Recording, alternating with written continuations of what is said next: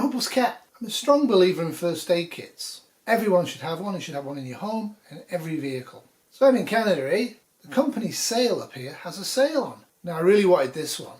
This is the Mountain Medical Kit.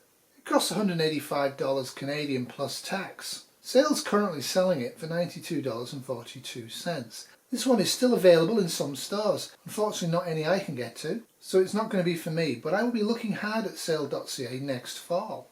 There are two other large kits that are 50% off. The Big Arm for $43, usually $85, and the Fox 40 for $30, it's normally $50. All three are decent starter first aid kits for the home or for the car. However, there were two other kits from Adventure Medical that were also half price off, but actually could be shipped. The Medical Kit .3 for $7.24 and the .7 Medical Kit for $17.99.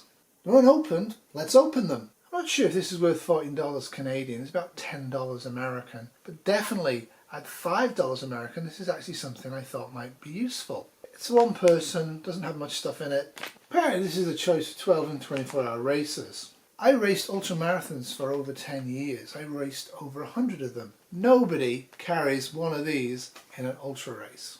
But for outdoor activities that are fun, this might be something you might want to get. If you look closely at the contents, you'll notice that the .3 kit is also included in this. But this one gives you more. So let's open the .3 kit first. So it seems to be just a plastic bag, which probably would stay waterproof. Oh, I can open it. Probably couldn't open it with one hand. Now one of the things with these is they keep them sealed up because they're supposed to be used for adventures and stuff like that. But you really should open kits and know what's in there and add stuff and if necessary take stuff out. Okay, definitely two-handed opening, not one-handed. That is a detriment in a first aid kit. And it's not opening.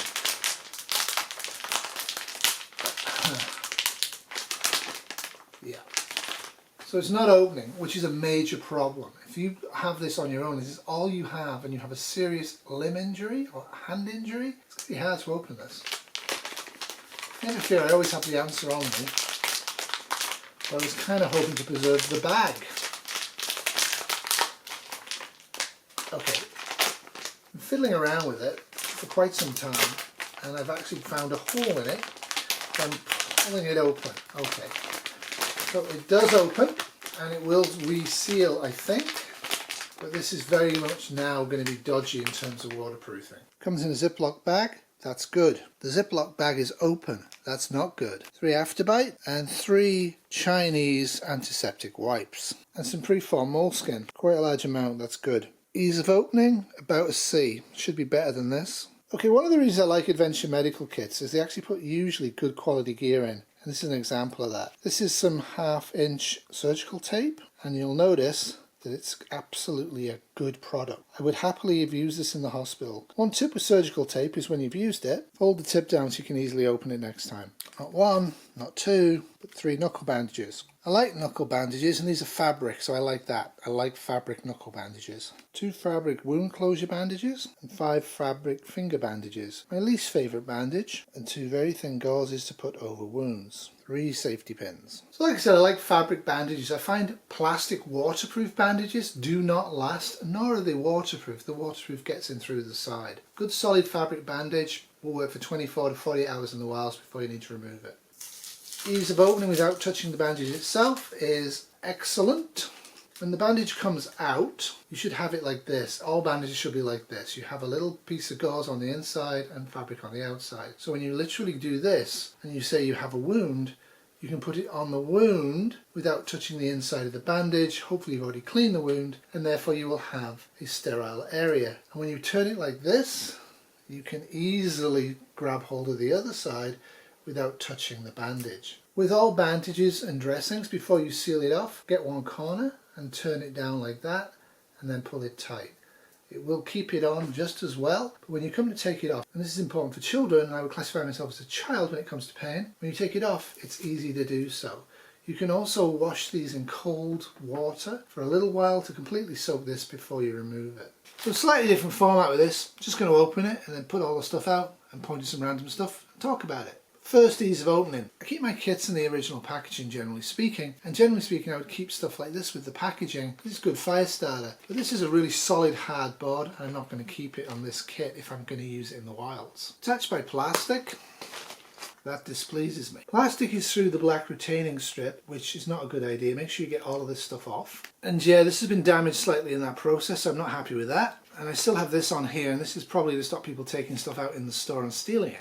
Okay, the bag is now in the state it would be in the wilds. I've hurt myself. I need to open it. Can I open it with my left hand? I am right-handed. Yes, if I kneel on it or put a rock on it, I can actually do that quite simply with my left hand and then open the inside. Again, like the other one, this has got an interior plastic bag. But it's also got this nice little bag on the outside, a ripstop bags. Kind of a nice bonus. If you don't want to use it, you can use it for other stuff. Now I've got this stuff out easily. Can I open this with one hand? Jam it under a rock.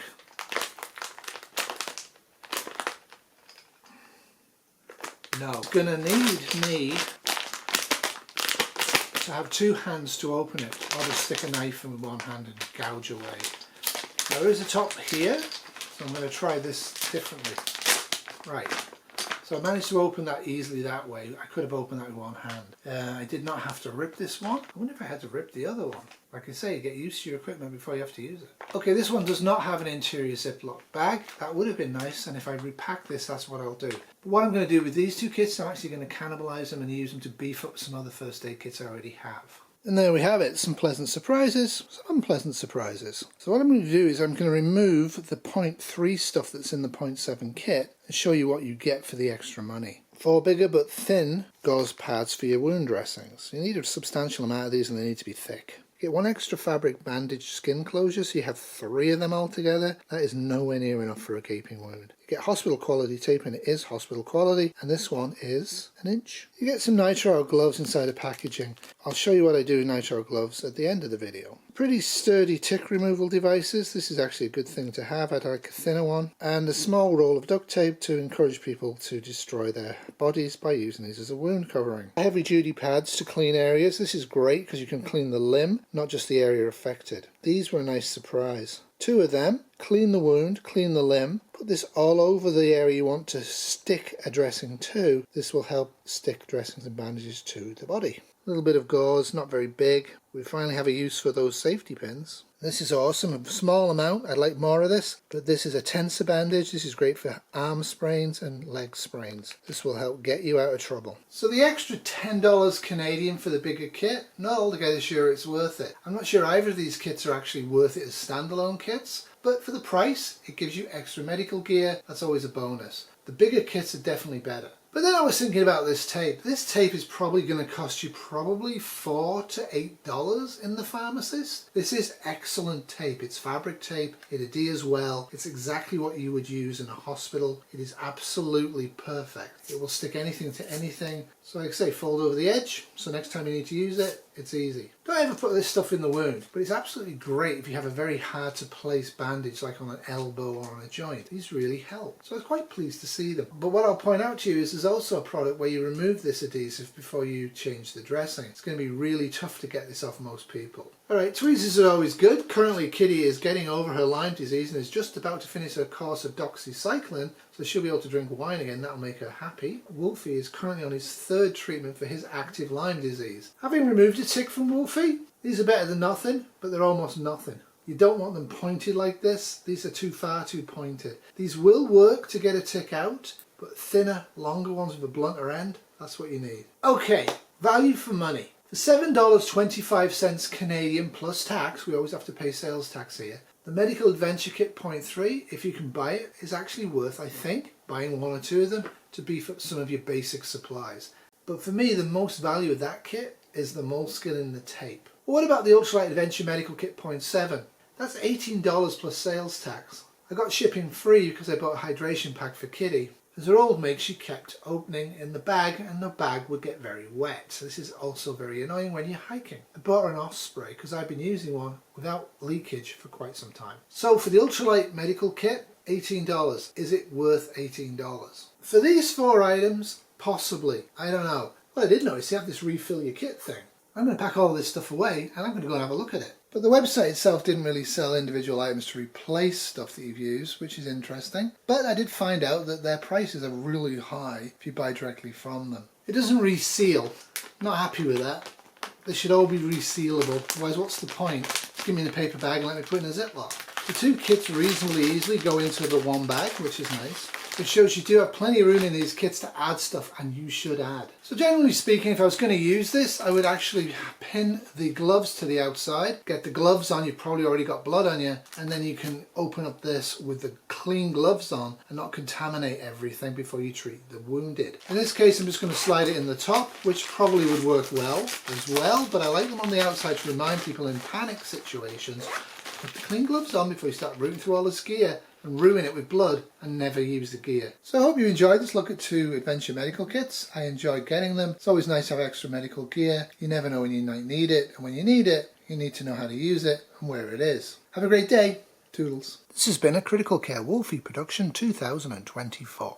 Sale.ca have a sale on in the fort. Sale.ca have a